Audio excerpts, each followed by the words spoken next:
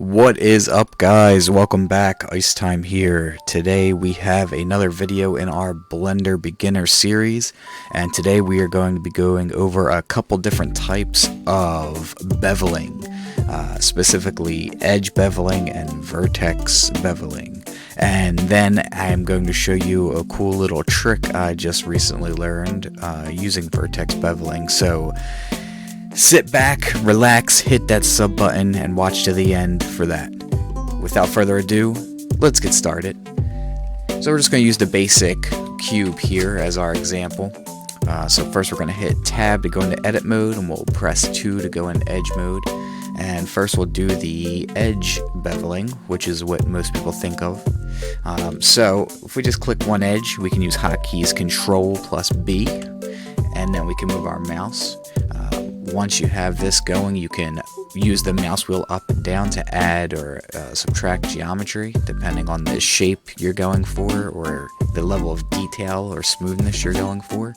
Obviously, more geometry is going to make it a smoother curve than less, but maybe you're going for that low poly look. So it's up to you. Now, the default shape for beveling is 0.5, I believe. And that's going to give you this nice like 45-degree angle bevel. Now you can change this. It's I believe between 0 and 1, but maybe you want it to be an inverse bevel. So maybe you want it to look like part of this cube got blown away. So in that case, let's change it. Let's put this number here. And let's try 0.08. 0.08. Alright, so now we got a chunk out of the cube. Instead of that rounded outer edge, now it's rounding inward here. Another thing I suggest you take a look at is the clamp overlap object here, and that'll prevent it from overlapping geometry as you're adjusting your bevel. So let's put this back to 0.5. Next, let's look at vertex beveling.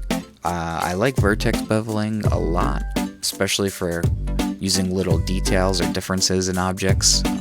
Press 1 to go into vertex mode and select one of your corners here. And for this, you're going to hit Control Shift B.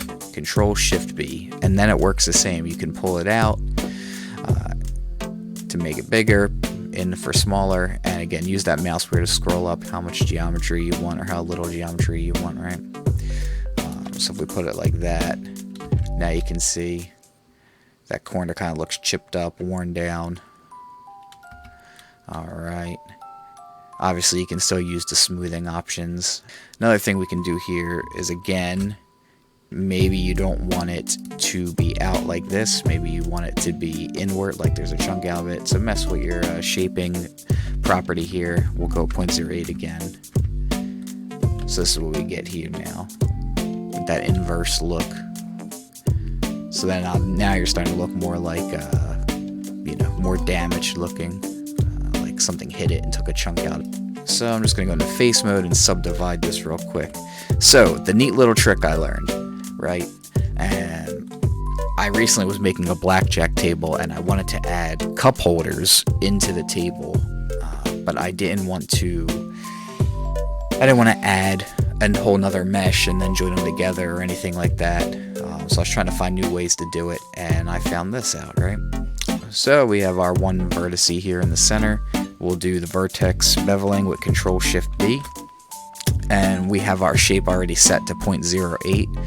So now with that shape set to 0.08, you can see if I go the least amount of geometry, it's a diamond, but as I add more, it circles out here.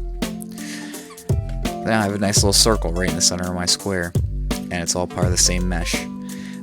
Now normally if I was going through, I would delete the extra edges and everything to keep the performance. I'm not going to get into that right now. But now you have this here, so if you want, you can inset it and drop it down. We can smooth it out. Now you got that nice little hole there. Or maybe you want to move it up. Whatever you want to do. I thought that was a neat little trick, and I wanted to share it with all of you, so you can add circles to your non-circular geometry without adding extra mesh. And there you go, guys. That's everything for today. I hope you found this video helpful. Make sure to hit that sub button, comment below what you think, and until next time, this is Ice Time, signing off.